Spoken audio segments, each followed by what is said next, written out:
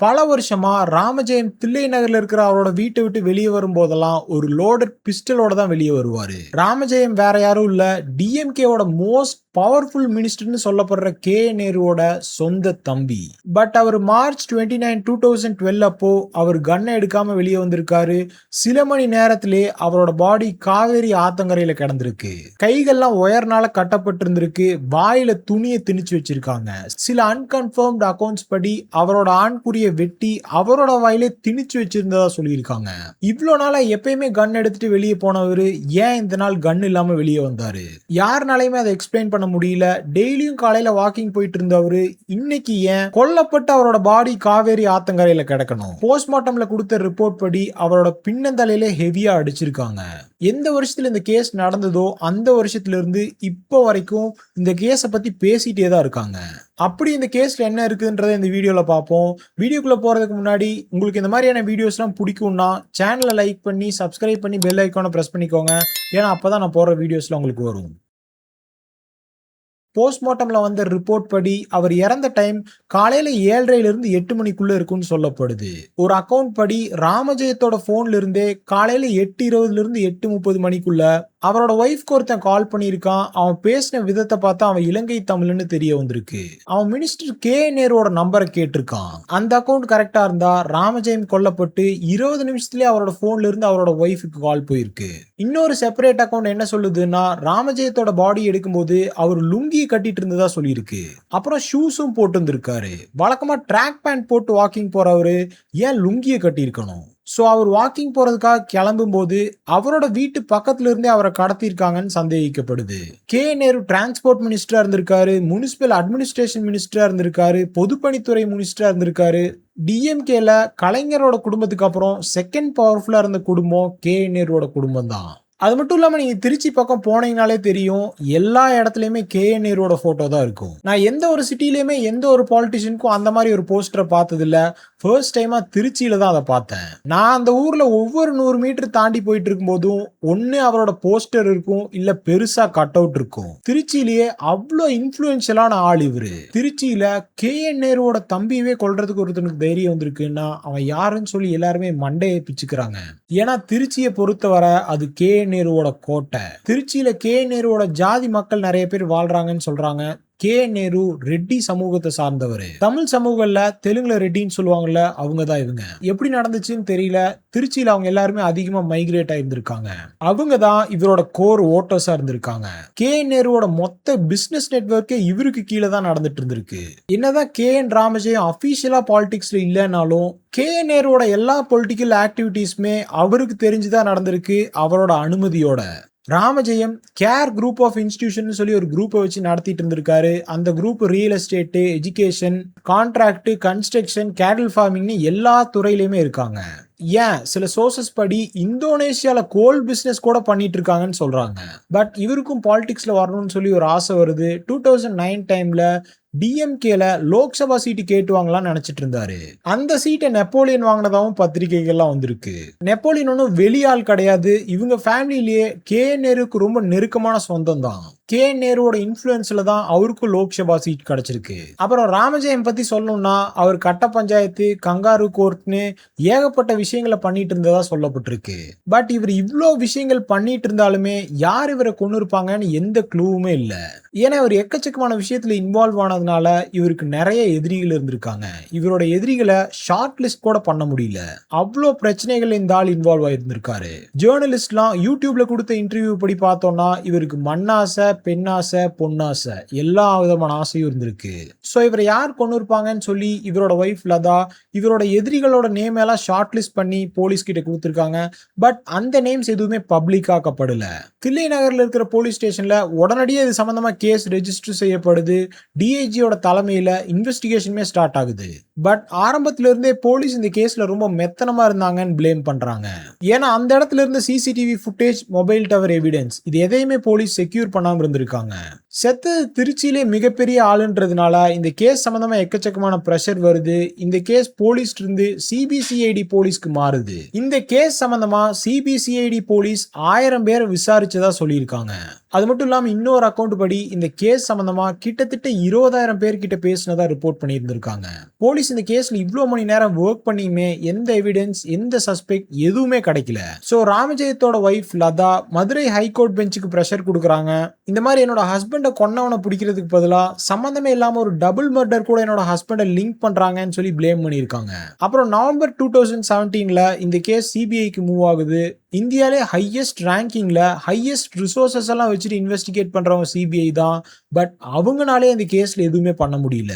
அவங்க இந்த கேஸ் 4 வருஷம் 2022 வரை இன்வெஸ்டிகேட் பண்றாங்க. அவங்கனாலையுமே மோட்டிவ், சஸ்பெக்ட் எதையுமே கண்டுபிடிக்க முடியல. ஸ்டேட் போலீஸ், சிபிசிஐடி, சிபிஐ இவங்க 3 பேருமே சேர்ந்து விசாரிச்சதுல எந்த விஷயமே கண்டுபிடிக்கல. சோ சிபிஐயும் ஒண்ணுமே பண்ணலன்னு சொல்லி ராமஜெயத்தோட இன்னொரு பிரதர் KN ரவிச்சந்திரன் திரும்ப இந்த கேஸ் ஸ்டேட் போலீஸை இன்வெஸ்டிகேட் பண்ணிட்டுன்னு சொல்லி கோர்ட்ல ஒரு மனு போட்டிருக்காரு. இந்த கேஸ்ல அங்கங்க கிடைச்ச ஃபேக்ட்ஸ் எல்லாம் ஒன்னு சேர்த்து வச்சு பார்க்கும்போது இது பார்க்க ஒரு கான்ட்ராக்ட் கில்லிங் மாதிரியே இல்ல. அதுக்கு முக்கியமா சொல்லப்படுற விஷயம் என்னன்னா, ராமஜெயம் இறந்ததுக்கு அப்புறம் ராமஜெயத்தோட போன்ல இருந்து வந்த போன் கால். கான்ட்ராக்ட்ல கொலை பண்ண ஒருத்தையன் நேருவோட நம்பரை கேட்கணும். அவரோட பாடி வீசப்பட்ட இடத்துக்கு பக்கத்துல தான் ஒரு அபார்ட்மெண்டோட கன்ஸ்ட்ரக்ஷன் ஆயிட்டு இருந்திருக்கு. அதுல வேலை பார்த்துட்டு இருந்த கட்டுமான பணியாளர்கள்லாம் ஒரு கிரே கலர் மாருதி வெர்சா வேனை பார்த்ததா சொல்லியிருக்காங்க. அவரு கடத்தப்பட்ட அந்த மார்னிங்ல பார்த்ததா சொல்லியிருக்காங்க. அந்த வேன்ல இருந்து ஏதோ ஒரு பண்டுல தூக்கி வீசினதாகவும் சொல்லியிருக்காங்க. அது சம்பந்தமா அந்த மாருதி வேனோட ஓனர் கிட்ட போலீஸ் விசாரிச்சதா சொல்லப்பட்டிருக்கு. பட் அதை பத்தி எந்த டீடைலுமே பப்ளிக் ஆகப்படல. இந்த மாதிரி கையில ஒயரை கட்டி கடத்துற மெத்தடை ஸ்டடி பண்றாங்க.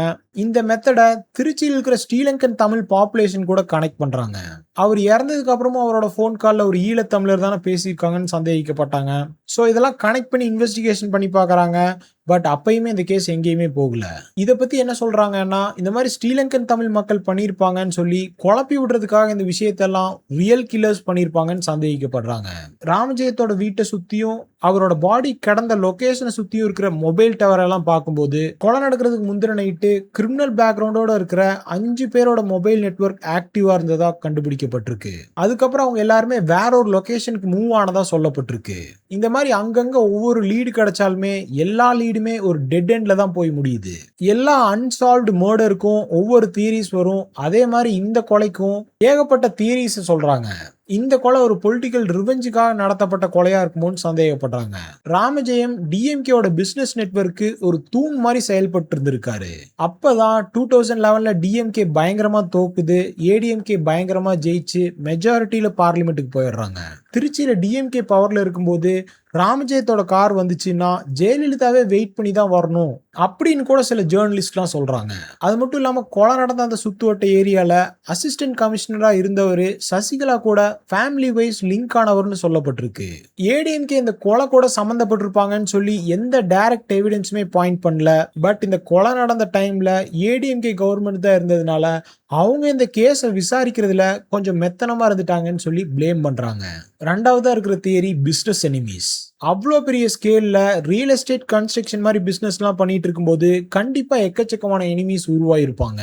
பட் மற்ற விஷயத்துலயாவது கொஞ்சம் கொஞ்சம் நமக்கு புரியற மாதிரி ஒரு விஷயமாவது மாட்டுச்சு. இந்த விஷயத்துல போலீஸ்க்கு எதுவுமே மாட்டல. எல்லாமே ஜஸ்ட் தியரிஸ் தான். மூணாவதா சந்தேகிக்கப்படுறது பர்சனல் எனிமீஸ். அவருக்கு எக்கச்சக்கமான பர்சனல் எனிமீஸ்ல இருந்தாங்கன்னு சொல்லப்படுது. பட் அங்கேயுமே இந்த கேஸ் டெட் எண்ட்ல போய் முடியுது. நாலாவதா இது ஒரு கான்ட்ராக்ட் கில்லிங்கா இருக்கும்னு சொல்லி 2022 அப்போ கான்ட்ராக்ட் கில்லிங்லாம் பண்ற 13 கிரிமினல்ஸ் இன்வெஸ்டிகேட் பண்றாங்க. அப்புறம் அவங்க எல்லாத்துக்குமே பொய் சொல்றாங்களா இல்ல உண்மை சொல்றாங்களான்னு பாக்குறதுக்காக பாலிகிராஃப் டெஸ்ட் எடுக்க வைக்கிறாங்க. இதை போலீஸ் ஃபோர்ஸ் பண்ணிலாம் பண்ண முடியாது. அந்த 13 பேர்ல 12 பேர் நாங்க பண்றோம்னு சொல்லி ஒத்துக்கிறாங்க. சண்முகம்ன்ற ஒரே ஒருத்தர் மட்டும் ஒத்துக்க மாட்டேங்கிறாரு. பட் பாலிகிராஃப் டெஸ்ட்ல பொய் சொல்றானா உண்மை சொல்றானான்னு எது வந்தாலுமே அது கோர்ட்ல அக்செப்ட் செய்யப்படாது.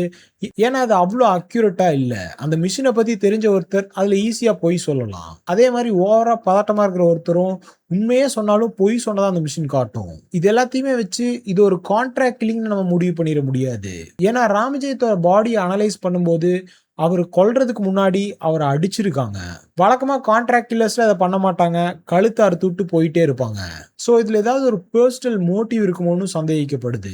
எப்படி ராமஜெயத்த கொலை பண்ணாங்களோ அதே மாதிரி 2001 டைம்ல பாலன்னு சொல்லி ஒரு எம்எல்ஏ ஏர்லி மார்னிங் வாக்கிங் போயிட்டு இருக்கும்போது கடத்தப்படுறாரு. அவரோட பாடி கண்டுபிடிக்கவே படல. அந்த கேஸ் சம்பந்தமா 13 பேர் கன்விக்ட் ஆகுறாங்க. அவங்களெல்லாம் போய் விசாரிச்சு பார்க்குறாங்க. அவங்களுக்குமே இந்த கேஸ் சம்பந்தமா எதுவுமே தெரியல. 2025 ஆயிருது. இந்த கொலை நடந்து 13 வருஷம் ஆயிருது. அப்போ எஸ்பி ஜெயக்குமார் இந்த கேஸ் சம்பந்தமா யூசபிள் இன்ஃபர்மேஷன் கொடுக்கறவங்களுக்கு 50 லட்சம் ரூபாய் சன்மானம் அறிவிக்கிறாரு. பட் என்ன காரணமோ ஏது காரணமோ தெரியல. அவர் இந்த அறிவிப்பு கொடுத்த உடனே அவரை வேற இடத்துக்கு டிரான்ஸ்பர் பண்ணி விட்டுறாங்க. அப்பதான் இந்த கேஸ் சம்பந்தமா ஒரு லீடு வந்திருக்கு. சொடலமுத்துன்னு ஒரு கன்விக்டட் கான்ட்ராக்ட் கில்லர் ஜெயில ஆயுள் தண்டனை அனுபவிச்சுட்டு இருக்கும்போது ராமஜெயம் கொலை வழக்கு சம்பந்தமா அவனோட ஸ்மகிள் பண்ணி வச்சிருந்த போன்ல யார்கிட்டயோ பேசிட்டு இருந்திருக்கான். அத ஜெயிலோட சூப்பரிண்டென்ட் பார்த்துட்டு இருந்திருக்காரு. அவர் அந்த போனை வாங்கி உடைச்சிடுறாரு. அந்த விஷயம் ஆபீசர் வருண்குமாருக்கு தெரியுது. அவர் இந்த கேஸ் சம்பந்தமா பர்மிஷன் வாங்கி சுடலமுத்த விசாரிக்கிறாரு. அதுல இன்னொரு லீட் கிடைச்சு புழல் சென்ட்ரல் பிரிசன்ல குணான்னு ஒரு ஆள் கிட்ட போறாங்க. அவர் ஒரிஜினலா ஸ்ரீலங்கால இருந்து திருச்சிக்கு வந்தாலு அவருமே ஒரு கான்ட்ராக்ட் கில்லர் தான் சுடலமுத்து மாதிரி. இவங்க எல்லாருமே திருச்சியோட ரவுடியா இருந்த முட்டரவி தலைமையில ஃபங்க்ஷன் ஆயிட்டு இருந்திருக்காங்க. இது சம்பந்தமா சிபிசிஐடி போலீஸ் ஆகஸ்ட் 2025 அப்போ குணாவை 3 ஹார்ஸ் கூப்பிட்டு வச்சு விசாரிச்சிருக்காங்க. அவர் என்ன சொன்னாருன்ற இன்ஃபர்மேஷன் எதுவுமே பப்ளிக் ஆக்கப்படல. பட் இந்த தியரி இன்னொரு இடத்துக்கு பாயிண்ட் ஆகுது. முட்டரவிய 2006ல தான் போலீஸ் என்கவுண்டர் பண்ணியிருக்காங்க. அவர் ஒரு ராபரி பண்ணிட்டு போலீஸ்ல இருந்து எஸ்கேப் ஆகி ஓடிட்டு இருந்திருக்காரு. அந்த அக்கௌண்ட் படி பார்த்தா குணாவும் சுடலமுத்தும் அவங்களோட லீடரா இருந்த முட்டரவிய ஒரு பவர்ஃபுல்லான ஆட்கள் கொண்டதான் நம்பி இருக்காங்க. அந்த ஆளு ராமஜெயமா இருக்கலான்னு கூட சந்தேகிக்கப்படுது.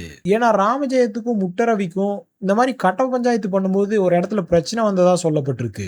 சோ முட்டரவி என்கவுண்டர் ஆகி 6 வருஷம் கழிச்சு எக்ஸாக்டா டிஎம்கே பவர்ல இல்லாத டைம்ல ஏடிஎம்கே பவர்ல இருந்த டைம்ல தான் ராமஜெயம் கொலை செய்யப்பட்டிருக்காரு. அது மட்டும் இல்ல கயிறுல ஒயர் கட்டப்பட்டு ராமஜெயம் அப்புறம் இன்னொரு எம்எல்ஏ பாலன் ஒருத்தர் செத்துருக்காருன்னு சொன்னான்ல, அதே மாதிரி திருநெல்வேலியில இருந்த காங்கிரஸ் லீடர் ஜெயக்குமாருமே இதே மெத்தட்ல கொல்லப்பட்டிருந்திருக்காரு. அவரோட கை காலெல்லாம் ஒயர வச்சு கட்டி போட்டு அவர் அப்படியே ஒரு நெருப்புல தூக்கி போட்டு எரிச்சிருக்காங்க. இவ்ளோ பர்ஃபெக்டா இவ்ளோ ஒரு பவர்ஃபுல்லான ஆளை மாட்டிக்காம ஒருத்தன் கொலை பண்ணியிருந்தான்னா அவன் வெளியூர்ல இருந்து ஏன் பிளைட்ல இருந்தே திருச்சிக்கு வந்துட்டு கொலையை பண்ணிட்டு பிளைட் மூலியமாவே வெளியே தப்பிச்சிருக்கலாம்னு சந்தேகிக்கப்படுது. இவ்ளோ விஷயம் இவ்ளோ மூமெண்ட்லாம் வந்திருக்கு. பட் இந்த கேஸ் எங்கேயுமே போய் சேரல. ஒரு டெட் எண்டுக்கு தான் போச்சு. இந்த கேஸ் பத்தி நீங்க என்ன நினைக்கிறீங்கன்றத கமெண்ட் பண்ணுங்க. இந்த வீடியோக்கு அவ்வளவுதான். நாளைக்கு ஒரு இன்ட்ரெஸ்டிங்கான வீடியோட உங்களை வந்து பார்க்கறேன். அது வரைக்கும் பாய்.